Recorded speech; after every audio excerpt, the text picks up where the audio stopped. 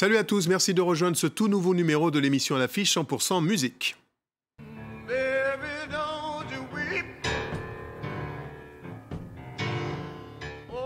Avec au menu la découverte d'un titre inédit de Prince, extrait d'une compilation d'œuvres posthumes de l'enfant terrible de Minneapolis.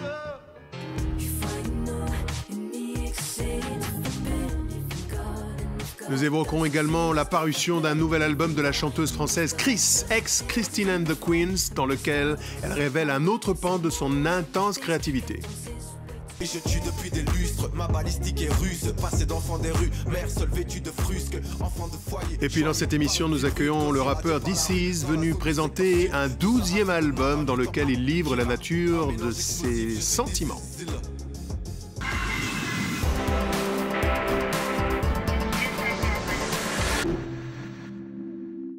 C'est l'un des poids lourds du hip-hop francophone. Bonjour, DC's. Bonjour. Je devrais presque dire Nangadef. Mangifi. Ah voilà, il parle aussi Wolof. On salue le Sénégal tout entier, franco-sénégalais.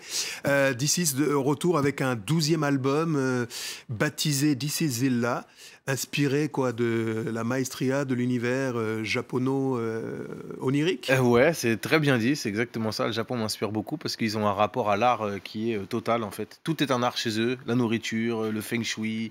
Donc comment dormir, comment agencer ses meubles, tout est un art. Quoi, plusieurs voyages déjà effectués au Japon? Non, justement, j'y suis jamais allé, mais je compte bien y aller, mais je m'intéresse beaucoup au Japon, beaucoup.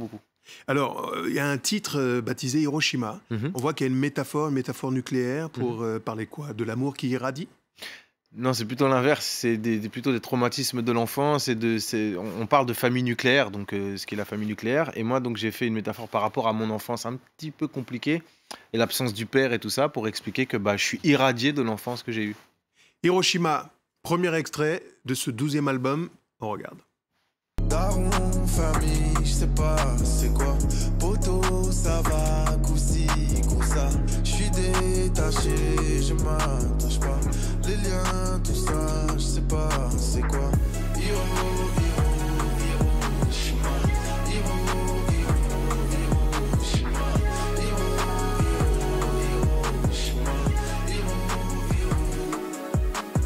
Boum boum boum boum comme une bombe nucléaire entre mon père et ma mère. Je suis né en temps de guerre, je voulais pas m'entendre dire putain. La rue m'a eu, pourtant je trouve pas ma place dans ces putains de bahuts. L'album, il y a même une version vinylique. Vous savez que le vinyle est de retour, ça c'est quasiment un collector à posséder absolument. C'est les brûlures de la mémoire de l'enfance, on titille un peu du côté de ses premières joutes familiales, avec une maman qui élève un môme toute seule. Toute seule en banlieue, dans le 91. Avec en plus le fait d'être métisse, donc de ne pas connaître mes origines africaines, donc plein de tourments en fait qui me hantent depuis longtemps. Et puis moi aussi qui suis devenu père, donc c'est compliqué d'être père quand tu sais pas ce que c'est. Et tout ça fait que ça remue un peu les tripes, et ce disque-là, ça parle de tout ça. C'est aussi l'occasion de faire un petit...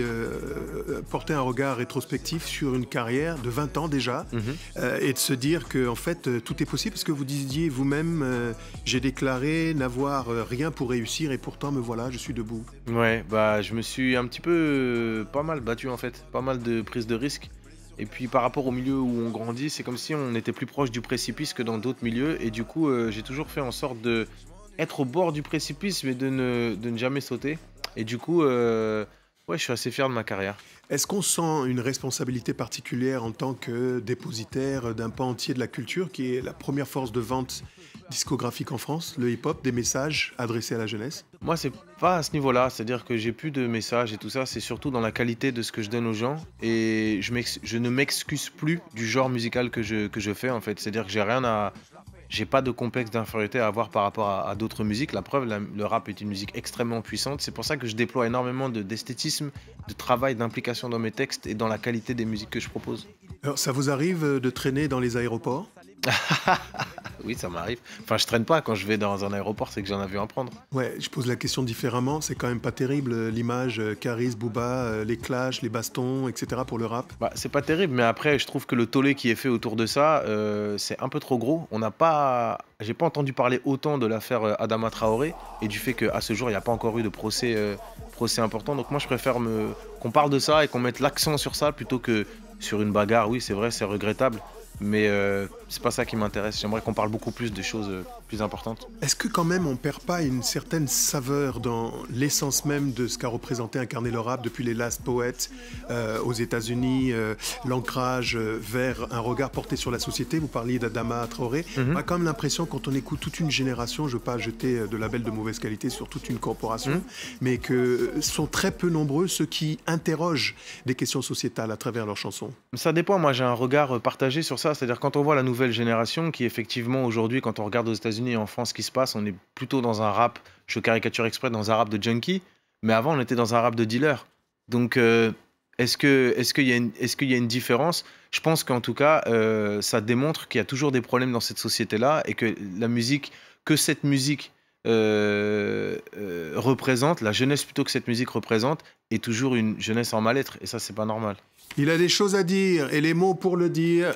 D'ici Zilla et c'est ici Wallah à découvrir rapidement si ça n'est déjà fait. On évoque maintenant avec votre permission l'actualité des sorties et notamment Piano et Microphone 1983. C'est l'album posthume de Prince, le Kid de Minneapolis.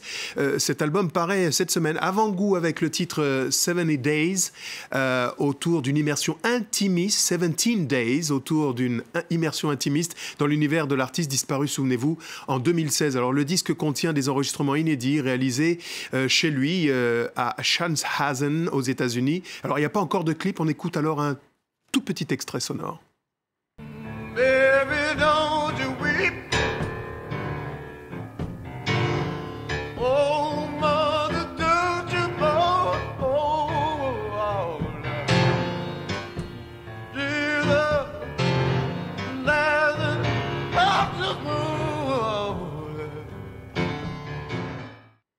Prince, un génie, j'ai vu que ça ne vous laissait pas indifférent. Ah, moi, je pense que c'est l'artiste qui m'inspire le plus avec Marvin Gaye, Nina Simone et Michael Jackson, mais particulièrement Prince dans sa prise de risque, dans sa monstruosité, dans sa beauté, c'est Mozart, quoi. Il est trop fort. Il est vraiment trop fort. Et vous avez déjà écouté les titres inédits? J'ai déjà écouté les titres et puis Prince, bon, moi, je pourrais faire des quiz, des battles, enfin. Voilà. Ok.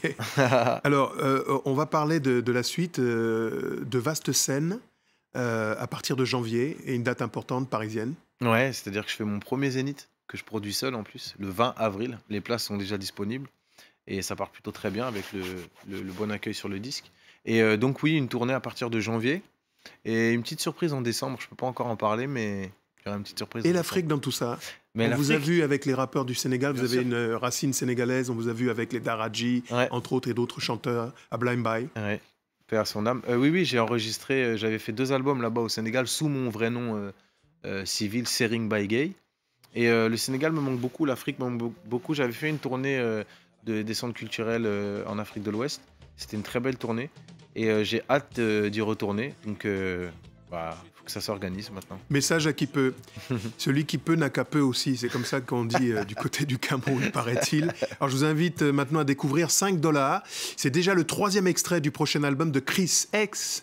Christine and the Queens, sobrement intitulé Chris, l'album. Il paraît cette semaine, l'artiste s'inspire des sonorités électro des années 80 et de la J-Funk des années 90 portées par des producteurs, souvenez-vous, ça vous parle certainement, Jimmy Jam et Terry Lewis. Alors la jeune chanteuse y explore notamment les thèmes du genre et de l'androgynie.